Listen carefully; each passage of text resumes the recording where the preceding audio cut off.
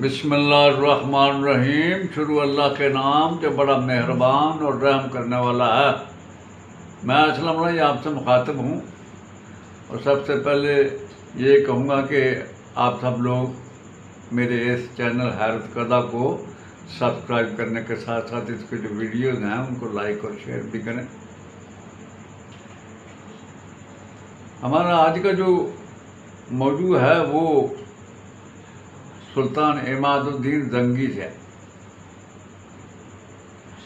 ये आलम इस्लाम का एक अजीम सलार और एक लाजवाब शख्स था जिसने सलीबियों के खिलाफ जंग की इब्तिदा की और बेहतरीन कामयाबियां हासिल की। सुल्तान इमादुद्दीन सन 1085 में पैदा हुए।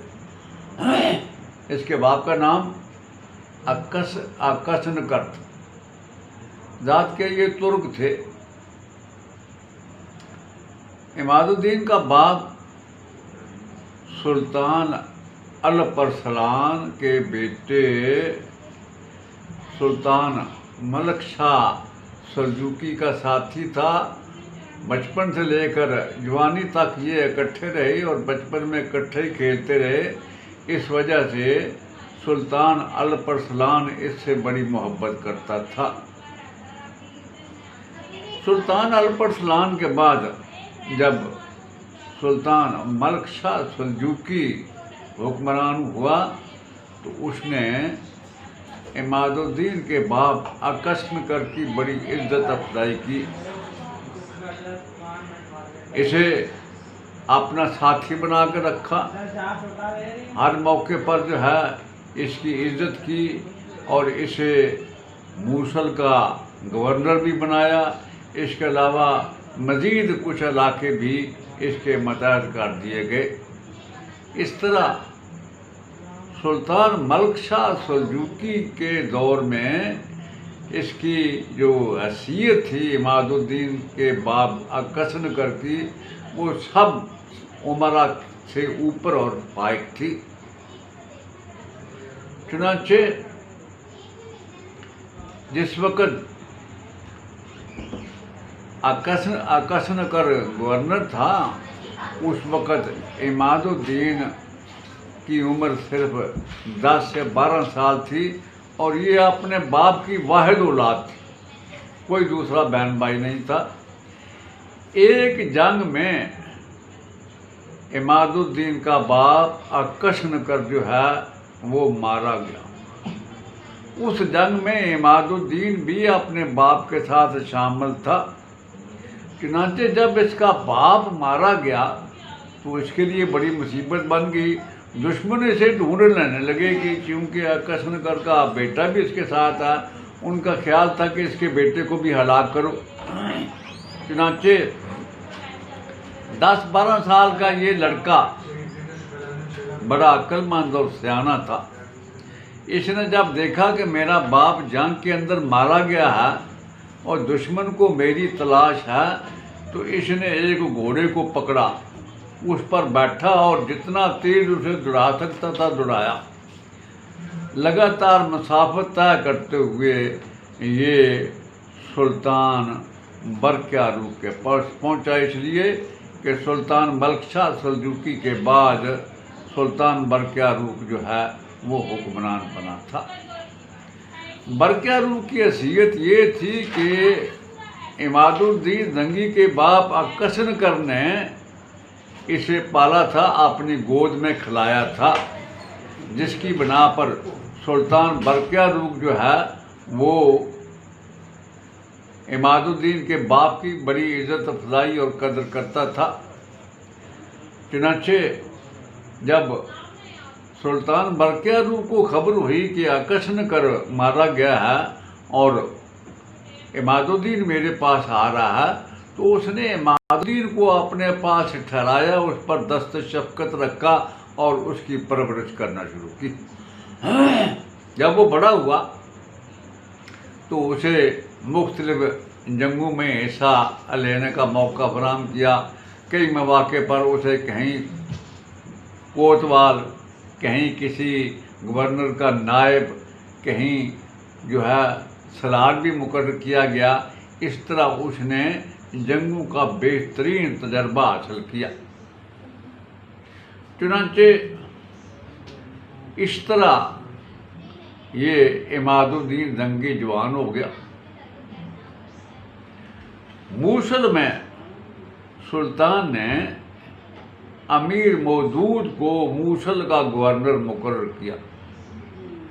अमीर मौदूद जो था इमादुद्दीन के बाप का बड़ा प्यारा दोस्त था, लिहाजा उसने सुल्तान से कहकर इमादुद्दीन को भी अपने साथ रख लिया।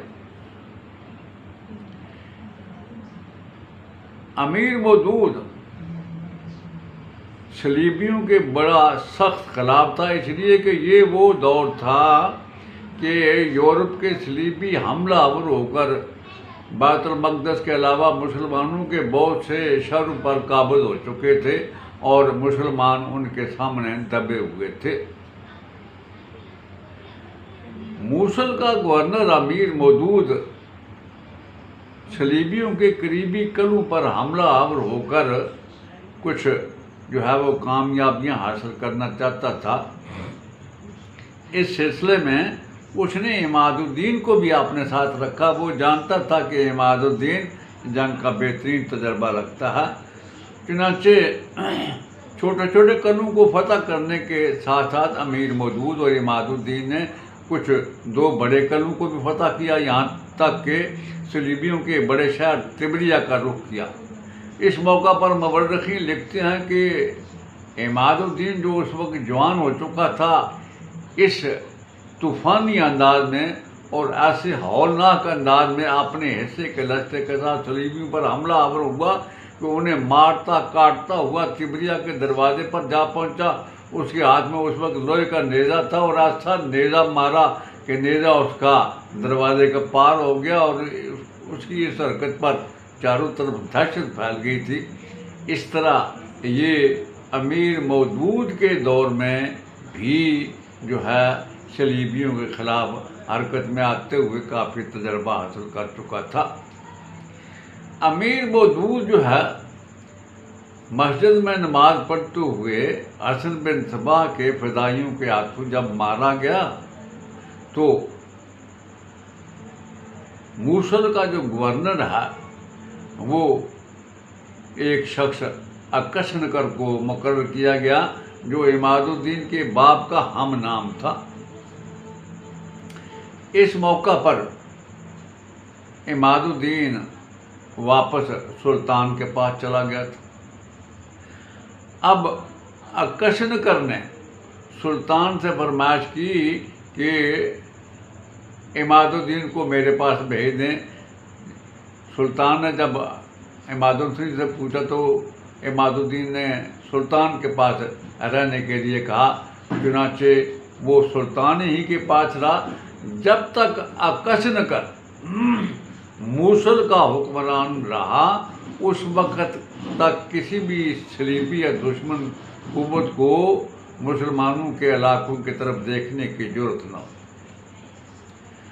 अब अकशनकर जब मारा गया तो मूसल में उसके नाबालिग बेटे जादली को हुक्मरान बना दिया गया। अब उसका ना कोई तजर्बा था, ना उससे पहले कहीं वो हाकिम रहा था, ना जंग का कोई तजर्बा था। और जब सलीबियों को ये पता चला कि मूसल में ये कमज़ोर हुक्मरान है तो उन्होंने मुसलमानों के खिलाफ पर पुर्दे निकालने शुरू कर दिए, इर्द गिर्द लश्कर जमा करना शुरू कर दिए। इस मौका पर मूसल के शहरियों ने सुल्तान की तरफ अर्ज़दाद पेश की कि मूसल का हाकिम किसी अच्छे और मंजे हुए तजर्बाकार सलार को बनाया जाए। ये नाबालिग बच्चा है, इसका कोई तजर्बा नहीं। अगर यही रहा तो सलीबी मूसल पर चढ़ दौड़ेंगे और मूसल का दिफा करने वाला कोई नहीं होगा। चुनाचे सुल्तान ने एक मजलिस मुनक्कद की। सारी मजलिस के लोगों और दूसरे उमरा ने इमादुद्दीन का नाम लिया कि इमादुद्दीन को जो है मूसल का जो है हाकिम मुकर्रर किया जाए। चुनाचे सन 1127 में सुल्तान ने मूसल का गवर्नर इमादुद्दीन को मुकर्रर कर दिया। मूसल का गवर्नर बनने के बाद इमादुद्दीन ने देखा कि इर्द गिर्द जो शहर हैं छोटे छोटे, उनके हाकम आपस में ही लड़ रहे हैं और सलीबी उनके ताक में हैं, वो किसी वक्त भी हमलावर होकर उन शहरों पर काबुज हो सकते हैं। चुनांचे इमादुद्दीन ने ये फैसला किया कि पहले अपनी ताकत और क़ुव्वत में इजाफा किया जाए, अपने हल्के को भी बढ़ाया जाए और ये जो छोटे छोटे लश्कर रखने वाले शहरों के हुक्मरान हैं इनका भी खात्मा करके एक क़ुव्वत बनाए। ये सोच के वो अपने लश्कर के साथ हरकत में आया। जजीरा इब्न उमर, संजार, अरबल, नसीबैन, उसके बाद हुमस, उसके बाद हमाद, हल्ब, इन शहरों पर वो हमलावर होकर सारे शहरों को उसने अपनी गिरफ्त में किया और इस तरह अपने जो हल्का था उसमें खूब इजाफा करके अपनी ताकत को भी बढ़ा लिया। जब वो ऐसा कर चुका तो अब उसने अंदाज़ा लगाया कि उसके पास इतनी क़ुव्वत है कि वो सलीबियों का मुकाबला कर सके। अब उसने सबसे पहले असारब पर हमलावर होने का फैसला किया। असारब सलीबियों का एक बहुत बड़ा मरकज़ था, जहाँ उनका एक बहुत बड़ा लश्कर भी था। ये शहर बुनियादी तौर पर मुसलमानों का था, जिस पर सलीबी काबुज हो चुके थे। जब इमादुद्दीन ने अपने उमरा पर ये इज़हार किया कि वो असारब पर हमलावर होना चाहता है, तो उन्होंने इमादुद्दीन को समझाया कि वहाँ सलीबियों की बहुत बड़ी ताकत है, हमारे पास उनके मुकाबले में छोटा लश्कर है, हम उनका मुकाबला नहीं कर सकते। लेकिन इमादुद्दीन ने उनकी बात नहीं मानी, लश्कर लेकर निकला और असारब का उसने आगे बढ़कर मुहासरा कर लिया। इतनी देर तक यूरोप के अंदर सलीबी जंगों का ऐलान हो चुका था और सारी क़ुव्वतें जो है वो मुसलमानों पर हमलावर होने के लिए तैयारी करने लगी थी। असारब की तरफ जब आगे बढ़कर सुल्तान इमादुद्दीन ने मुहासरा कर लिया असारब का, तो ये खबर जब यरूशलेम में पहुंची तो यरूशलेम के ईसाई बादशाह बालडून ने एक मजलिस तलब की और अपने उमरा से पूछा कि हमें क्या करना चाहिए। सब ने कहा कि मुसलमानों की थोड़ी सी ताकत है, ये एक जो है छोटा हुक्मरान है, सर टकरा के वापस चला जाएगा फसील से। लेकिन एक जहां दीदा और बूढ़ा सरदार बोला, ऐसा मामला नहीं है, ये इमादुद्दीन वही है जिसने अपना नेज़ा मार दिया था हमारे शहर तिब्रिया के दरवाजे पर, उससे मुतात रहो। बालडून के दिल में उसकी बात बैठ गई। चुनांचे उसने एक बहुत बड़ा लश्कर अपने शहर असारब वालों की मदद के लिए भेज दिया। उस वक़्त इमादुद्दीन असारब का मुहासरा किए हुए था। इमादुद्दीन को जब खबर हुई कि यरूशलेम से सलीबियों का एक बहुत बड़ा लश्कर आ रहा है, तो उसने मुहासरा तर्क करके पहले उस लश्कर का रुख किया। यरूशलेम के उस लश्कर को, जो इमादुद्दीन के लश्कर से कई गुना बड़ा था, इमादुद्दीन ने बदतरीन शिकस्त दी और वो उनमें से बहुत कम लोग भागने में कामयाब हुए। अल्लामा इब्न खल्दून लिखता है कि यहाँ इमादुद्दीन के हाथों इस कदर सलीबी मारे गए कि 70 से 80 साल तक यहाँ उनकी हड्डियाँ जो है वो दिखाई देती रहीं। यरूशलेम के लश्कर को भगाने के बाद इमादुद्दीन ने फिर मुहासरा कर लिया असारब का और बड़ी सख्ती पैदा की। उसने उन्हें वार्निंग दी कि अगर तुम शहर मेरे हवाले कर दो तो तुम्हारे लिए आसानियाँ पैदा होंगी। लेकिन जब वो नहीं माने तो सुल्तान ने हमले तेज़ कर दिए और सुल्तान के जो जांबाज थे वो रस्सी की सीढ़ियों के ज़रिए जो है फसील पर चढ़ने में कामयाब हो गए, शहर में उतर गए। शहर के दरवाजे खुल गए। शहर के अंदर जो लश्कर था सलीबियों का, उसके साथ हौलनाक जंग शुरू हुई। और मुसलमानों को चूँकि गुस्सा था इन पे, और मुसलमान चाहते थे कि जो शख्स भी सामने आए उसका कत्लेआम कर दें, लेकिन सुल्तान ने मना किया। सुल्तान ने कहा हर उस शख्स को कत्ल करो जो मसल्ला होकर तुम्हारे सामने आए, और जो हथियार डाल दे उससे कोई एतराज़ ना करो, और लोगों के घरों में दाखिल नहीं होना। इस तरह असारब फतह हुआ और बाल्डून के लश्कर को भी बदतरीन शिकस्त हुई। असारब पर कब्जा करने के बाद अब इमादुद्दीन ने हरम का रुख किया। ये भी मुसलमानों ही का शहर था, सलीबी उस पर हमलावर हो गए थे, और हरम का जाकर सुल्तान ने मुआसरा कर लिया। और सुल्तान ने मुआसरे में इस कदर सख्ती पैदा की कि हरम वालों ने सुल्तान से सुलह की जो है वो अर्जदाद पेश की। सुल्तान ने उनकी जो अर्जी है मंजूर की, और साथ ये शर्त रखी कि अगर हरम वाले अपनी पूरी आमदनी का आधा हिस्सा खराज के तौर पर इमादुद्दीन को दें तो फिर सुलह हो सकती है। हरम वालों ने जब तस्लीम कर लिया तो उनके साथ इमादुद्दीन की सुलह हो। अब इमादुद्दीन अपने लश्कर को लेकर लौटा, अपने मरकजी शहर मूसल का रुख किया। इस दौरान मुसलमानों के इलाकों में कशमकश बर्पा हो गई, क्योंकि सल्जूकी शहजादे अब तख्त व ताज के लिए आपस में लड़ने लगे थे।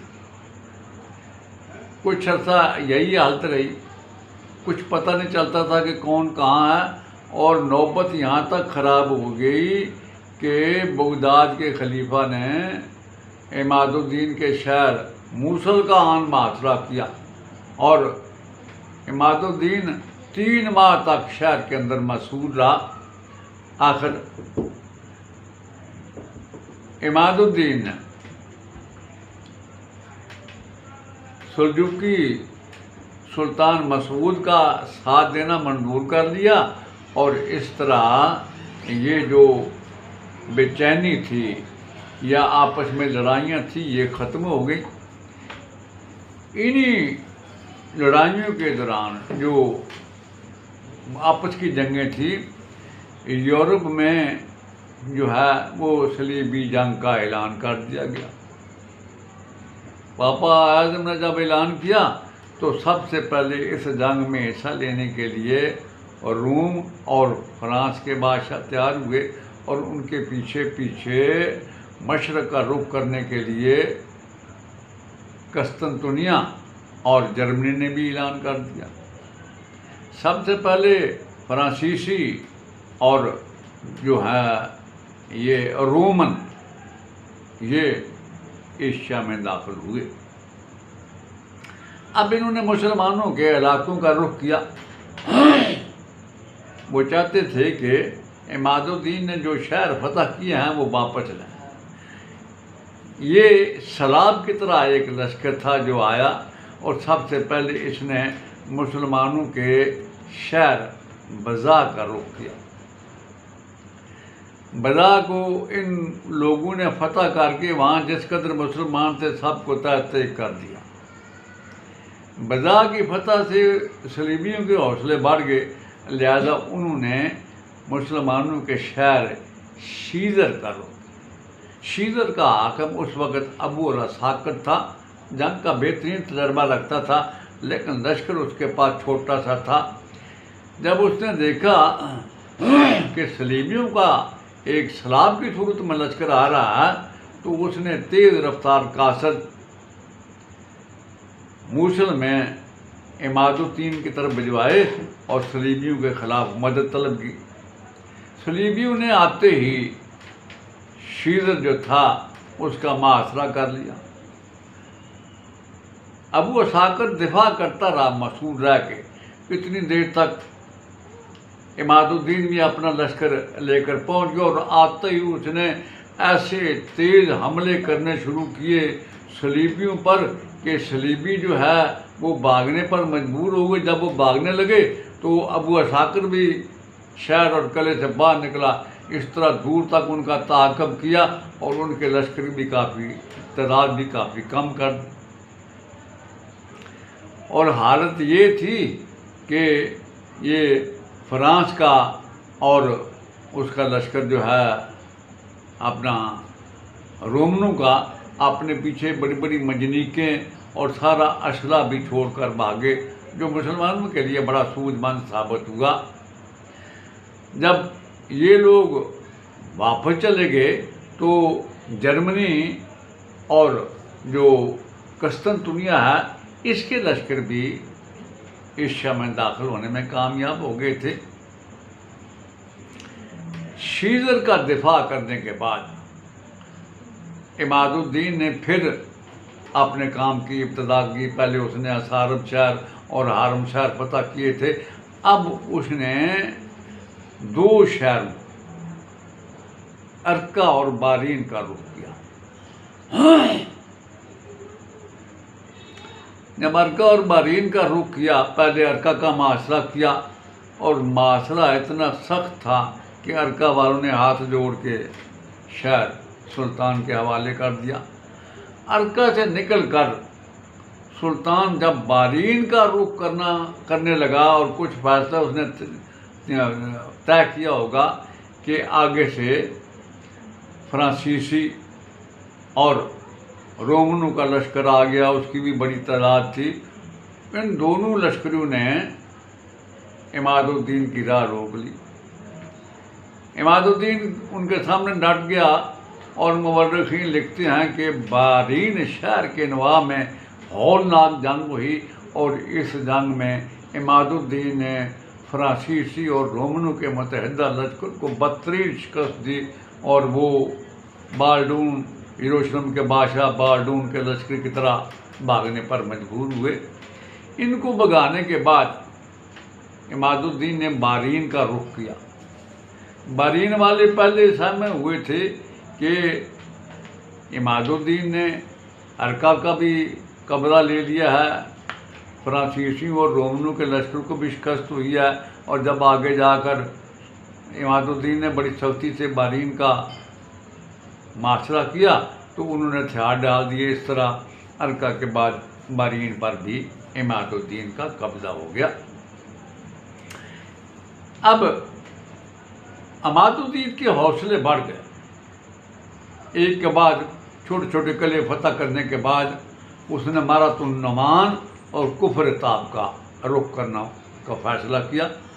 पहले मारातुन नमान का रुख किया, वो भी ज़्यादा अरसा सुल्तान के सामने न ठहर सके और मारातुन नमान को सुल्तान फतह करने में कामयाब हो गया। उसके बाद कुफर ताब का रुख किया।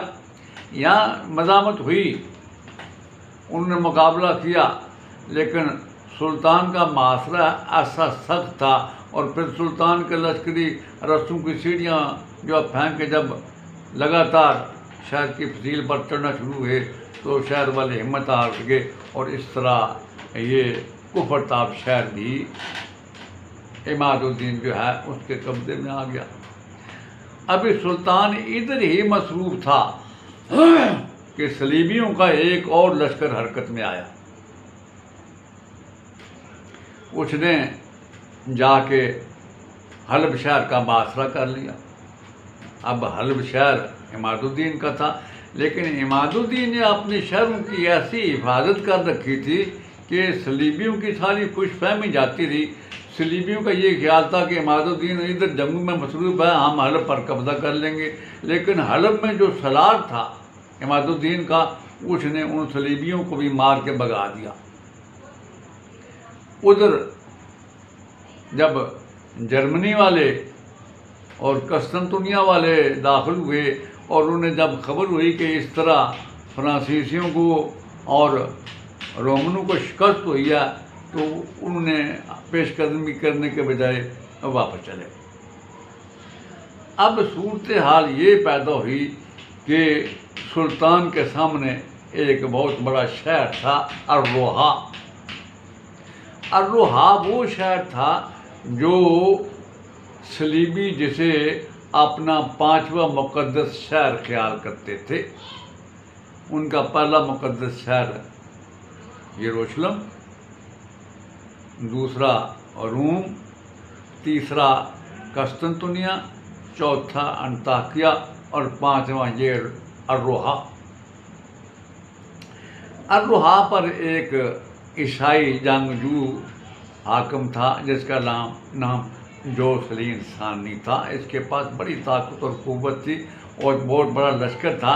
इसके अलावा यरूशलेम के बादशाह बालडून की हमायत भी इसे हासिल थी। इमादुद्दीन ने आगे बढ़कर जो है मासरा कर लिया। तो हर सूरत में इमादुद्दीन अर्रोहा को फतह करना चाहता था। चुनांचे अर्रोहा का मासरा इतना सख्ती से किया कि अर्रोहा वाले बिलबला उठे। इस मौका पर भी इमादुद्दीन ने उन्हें ये जो है सहूलत दी कि अभी मौका है, हथियार डालकर शहर और कला मेरे हवाले कर दो, तुम्हें माफ़ी होगी। जब वो नहीं माने तो फिर सुल्तान के लश्करी फसील पर चढ़ने में कामयाब हो गए और इस तरह अर्रोहा शहर भी फतह कर लिया गया। मुवर्रिखीन लिखते हैं कि जब इमादुद्दीन ने अर्रोहा शहर फतह किया तो सलीबियों के शहरों में मातम बिछ गया था कि ये एक हुक्मरान ने छोटे ने कैसे अर्रोहा फतह कर लिया। अर्रोहा फतह करने के बाद अब सुल्तान ने रुख किया कला जाबर। ये वो मुसलमान था जाबर का हुक्मरान, लेकिन इसकी कारगुजारी कोई मुसलमानों के हक़ में नहीं थी। चुनांचे इसे मजबूर करके इमादुद्दीन उसे अपनी ममलकत में शामिल करना चाहता था। कला जाबर का मासरा कर लिया गया। अब कला जाबर के मुआसरे के दौरान ही जिस वक़्त इमादुद्दीन अपने खामे में था तो किसी ने हमला आवर होकर उसका खात्मा कर दिया। इस तरह सुल्तान के कत्ल से मुतल्लिक दो बातें सामने आती हैं। कुछ लोग कहते हैं कि कला जाबर के हुक्मरान ने एक भारी रकम देकर एक गुलाम को ख़रीदा और उसके ज़रिए सुल्तान का खात्मा करा दिया। वो गुलाम सुल्तान के लश्कर का था। लेकिन दूसरे मुवर्रिखीन इसे रद्द करते हैं। वो कहते हैं कि नहीं, ये जो मामला है हसन बिन सबा के एक फ़दाई ने सुल्तान पर जो है हमला आवर होकर उसका खात्मा किया। बहरहाल सुल्तान इमादुद्दीन ज़ंगी सन 1146 में शहीद हो गया। और मुवर्रिखीन लिखते हैं कि सुल्तान की शहादत का सुनकर यूरोप वालों ने और एशिया में जो ईसाई थे उन्होंने खुशियाँ मनाई और इब्न असीर ये इसकी जो फतह है अर्रोहा को उसे फतह और फतूह का नाम देता है। बहरहाल इमादुद्दीन ज़ंगी ने सलीबियों के ख़िलाफ़ जहाद की इब्तिदा करके उन्हें बता दिया कि हम अपने शहर उनसे वापस लेने की हिम्मत और इस्तात रखते हैं। यहाँ इमादुद्दीन के हालात ख़त्म हुए। जाते जाते मैं आपसे ये भी कहूँ कि मैं वो एक किताब आपको दिखाना भूल गया। मेरी किताब है कि इमादुद्दीन ज़ंगी के नाम पर, तो अगर मज़ीद मालूमात हासिल करना चाहें तो आप उस किताब का जो है मुताला कर सकते हैं। जाते जाते फिर मैं गुजारिश करूं कि मेहरबानी करें और मेरे जो चैनल है इसको सब्सक्राइब करने के साथ इसकी जो वीडियोज़ हैं उनको लाइक और शेयर भी करें। अल्लाह आपका हामी और नासर हो। वस्सलाम।